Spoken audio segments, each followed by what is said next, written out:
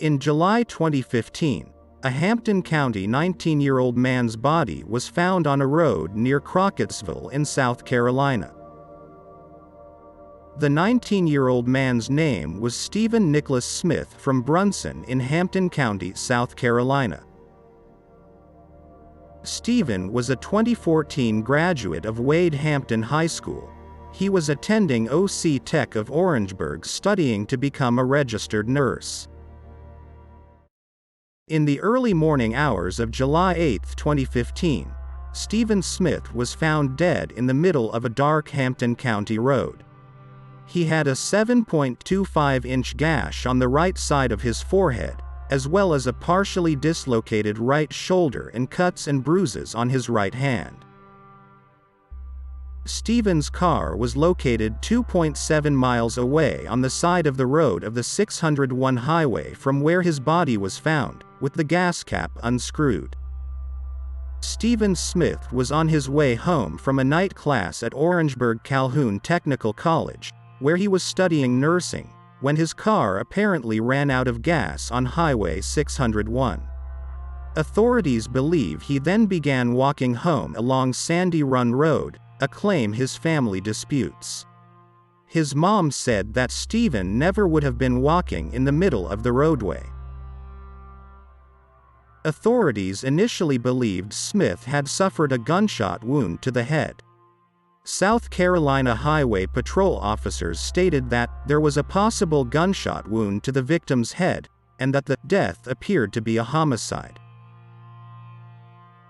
Stephen Smith's death was ruled a vehicular hit and run by Susan Aaron Presnell, a forensic pathologist at the Medical University of South Carolina. Dr. Aaron Presnell explained to SCHP investigator Todd Proctor that there was not a gunshot wound and no bullet or fragments were found during the X-ray, that it didn't look like a bullet wound in her opinion, and that since the body was found in the roadway, she could only theorize that it had to be a motor vehicle that caused the death.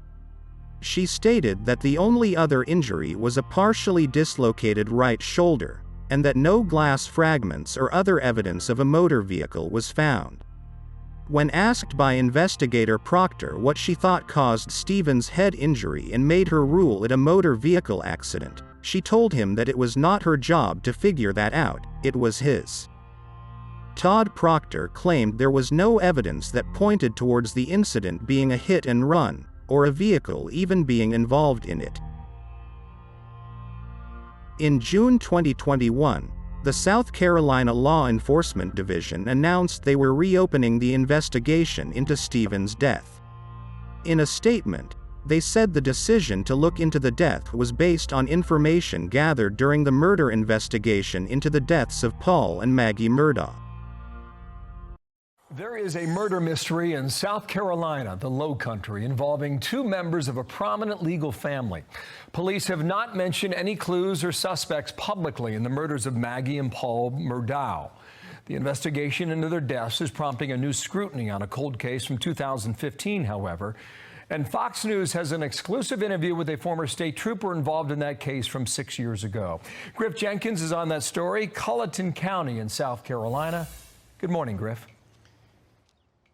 Good morning, Bill. There have been no arrests and no persons of interest have been publicly named in the investigation into the brutal murder of Paul and Maggie Murdaugh, as they're referred to here locally in Colleton County. We went out to the property yesterday. It's a 1,700-acre hunting lodge the Murdaughs own. We tried to find out what has led investigators to reopen the 2015 cold case of the death of 19-year-old Stephen Smith. That case ruled a hit and run death, but we spoke to the lead investigator, former trooper Todd Proctor, and he says that in his recollections it was anything but a hit and run. Listen.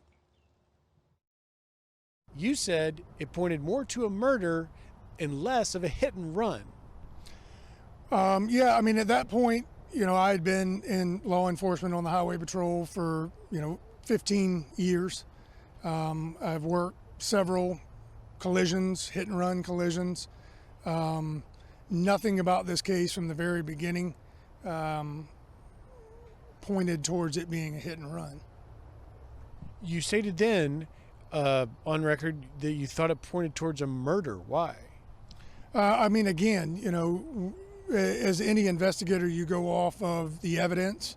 There was no evidence that pointed towards this being a hit and run or a vehicle even being involved in it. It looked like it was more staged, like possibly the body had been placed in the roadway. Proctor says, by the way, that the state law enforcement division, SLED as it's known here, leading the investigation into Paul and Maggie Murdaugh's death, that they have not contacted him yet. He's willing to talk to them anytime they're ready. On the 7th of December 2015, investigator Corporal Michael E. Duncan received an anonymous tip claiming Dontario Aiken, along with another black male and a white male, a Murdaugh, are the ones involved in Stephen's death. An investigator reached out to Dontario Aiken, and Mr. Aiken advised he was working with a logging company during the week Stephen was murdered. Mr. Aiken also stated he has no knowledge on who had killed him, and he had learned about Stephen's death through Facebook. Dontario also claimed he was not friends with any Murdaugh family member on Facebook.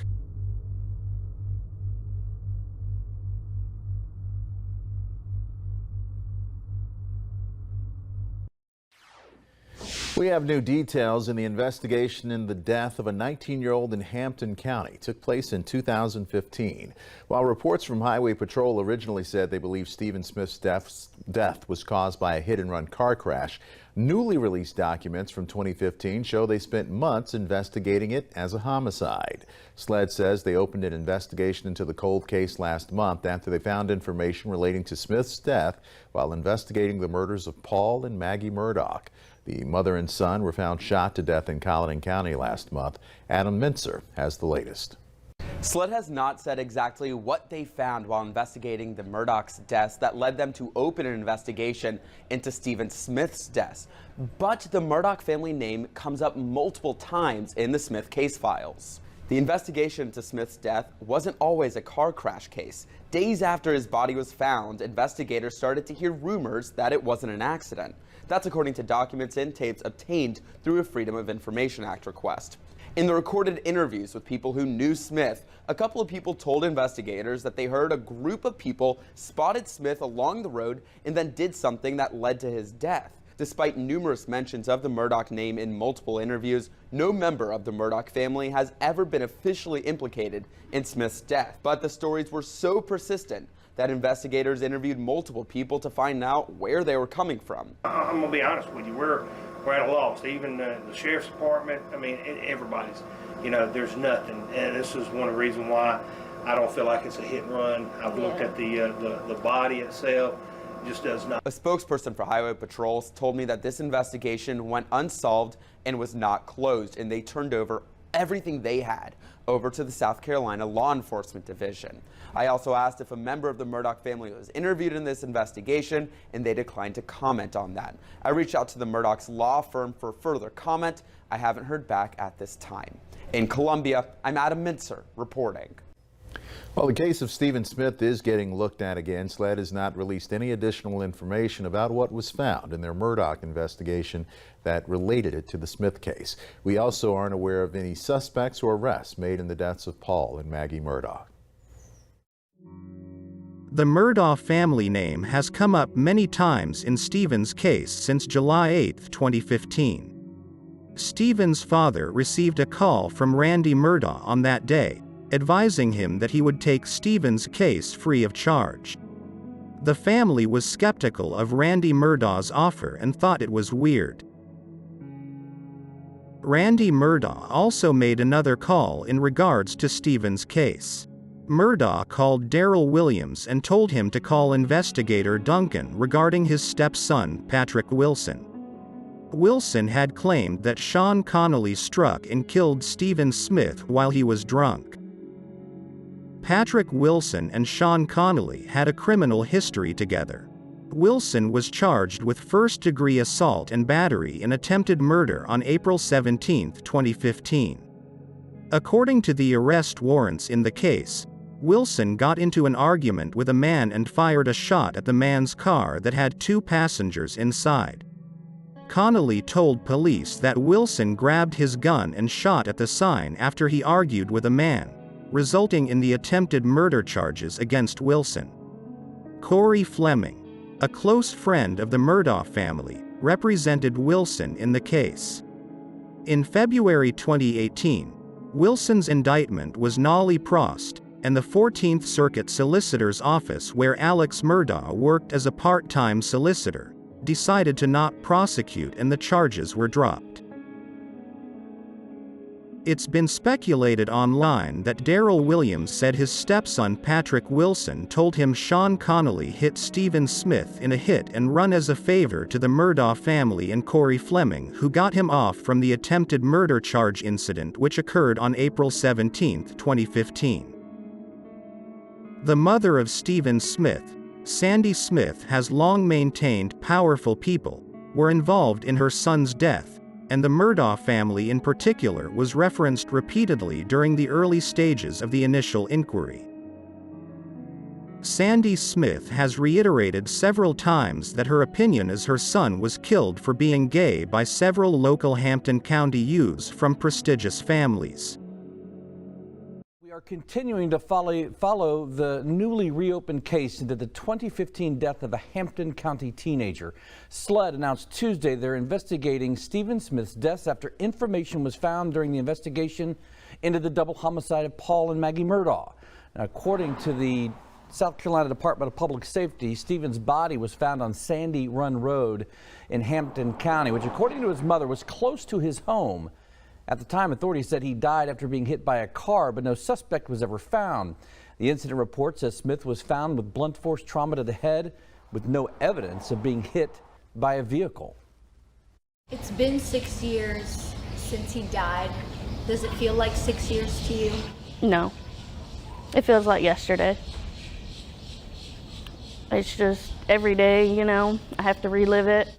Today, ABC News 4 was the only TV station to sit down with Stephen Smith's family. Our Tara Jabor spoke with both his mother and his twin sister. Tara, what did they tell you today? Dean, Stephen's mother, Sandra, told me agents visited her home yesterday afternoon. They told her that SLED was reopening her son's case in connection with the double homicide of the Murdaugh family earlier this month. Smith's case is now with SLED Midlands and out of the hands of SLED Lowcountry. It's something she's been fighting for years, to find her son's killer. I was ecstatic, very ecstatic. Been waiting on this for 6 years. Well, it's not going to bring Stephen back, but I will have a peace of mind to know whoever did this is going to pay. Stephen was 19 years old when he died. Sandra says Stephen was her heart, a mama's boy. His twin, Stephanie, told us their relationship was like any typical siblings. Chaotic, fun, loving. She says Stephen was flamboyant in the limelight of every situation. Stephanie now has a daughter, and she says that her child is everything Stephen wanted. So sometimes it's hard for her to look at her kid without thinking of her twin. Coming up at 6, hear from Sandra about how her son was tied to the Murdaugh family. She tells us she has no idea her son even knew the family until after he died. Working for you, Tara Jabor, ABC News 4.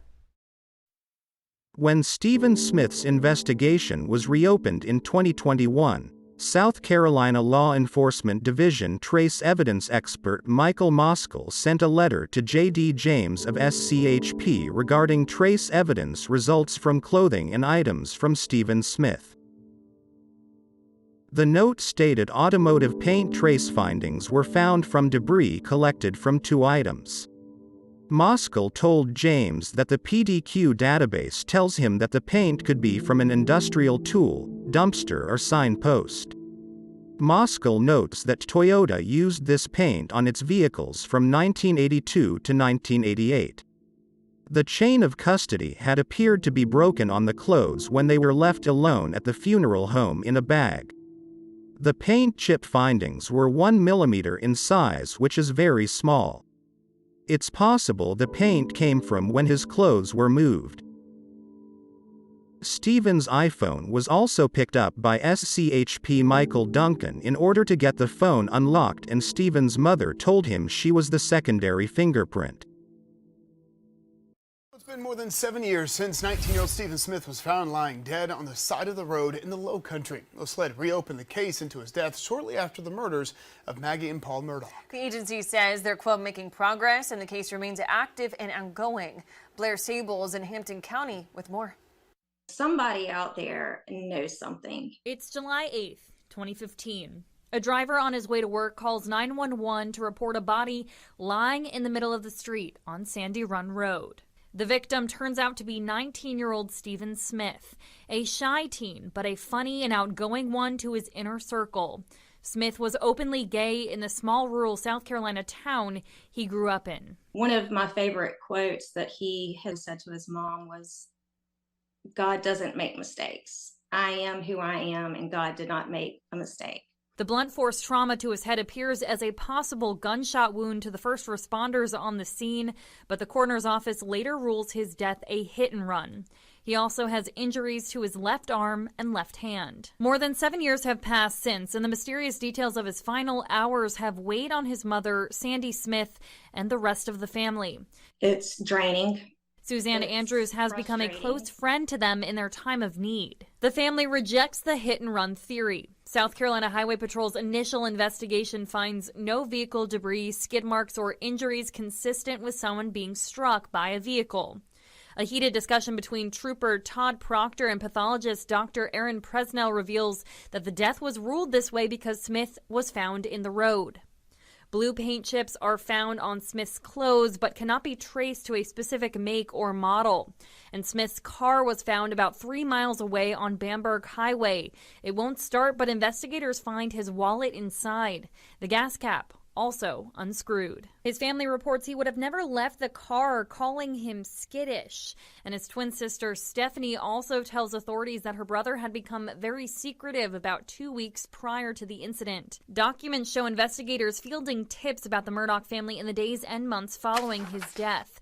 The first tip comes in early August, suggesting swirling rumors of a relationship between Smith and Buster Murdaugh, Alec Murdaugh's eldest and now only surviving son.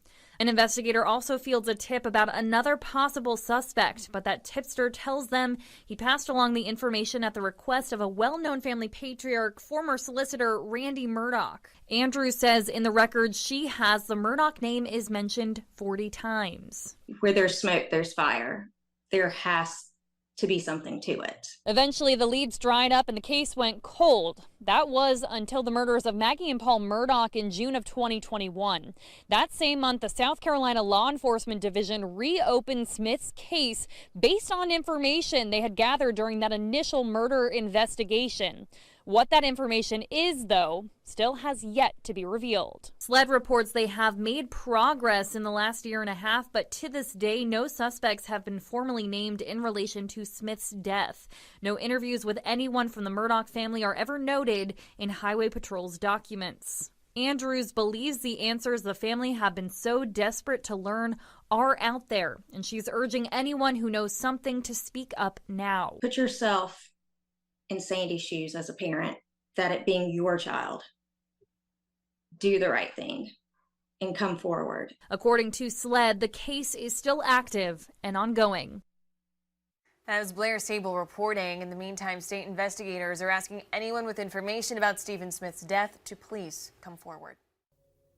SCHP stated that according to the chain of custody report, investigator Todd Proctor transferred a rape kit to another person at a location that says TR6A on August 11, 2015.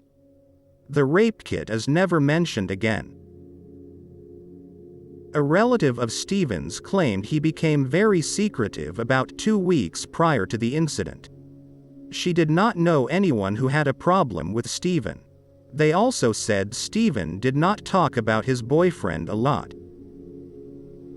A man came forward who was interviewed by SCHP claiming they were Stephen's boyfriend and said he was harassed on the night of his death at Snyder's Crossroads on the way to Walterboro, South Carolina. He said Stephen was harassed in a big truck with big mud tires.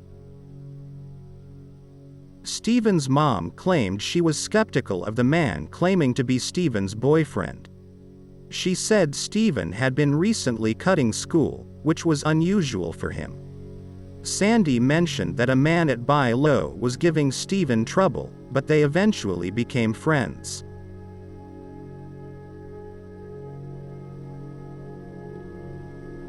Speculation and rumors have swirled around the internet and in the media that Buster Murdaugh may have been in a secret relationship with Stephen.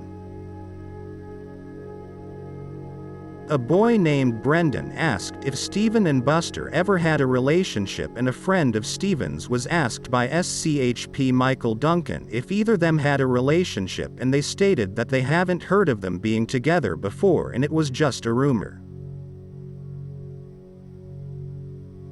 After Alex Murdaugh's trial came to an end, Stephen's mother Sandy raised money from a GoFundMe for an independent exhumation and autopsy. This morning, new developments in other investigations, and the family of Stephen Smith pushing for a new autopsy after Alex Murdaugh was found guilty of murdering his wife and son. Well, it's not going to bring Stephen back, but I will have a peace of mind to know whoever did this is going to pay. During the double murder investigation of Maggie and Paul Murdaugh in 2021, state agents saying they found new evidence on another mysterious death. Police reopening the case in June 2021, looking at how 19-year-old Stephen Smith was killed. Authorities said he was the victim of a hit and run. His family always believing something else happened. They said he was shot in the head. And then it turned out it was a hit and run, and then he was beat up, and so the story just kept changing over and over. Smith's family now raising money to exhume his body in hopes of doing an independent autopsy to find out how he died. State investigators say they have made progress in the death investigation of Stephen Smith. However, this investigation remains active and ongoing. They have not named any suspects. Stephen Smith's life was tragically cut short at the age of just 19 years old. With the investigation into his death moving forward, hopefully his family can finally find peace and Stephen can get justice.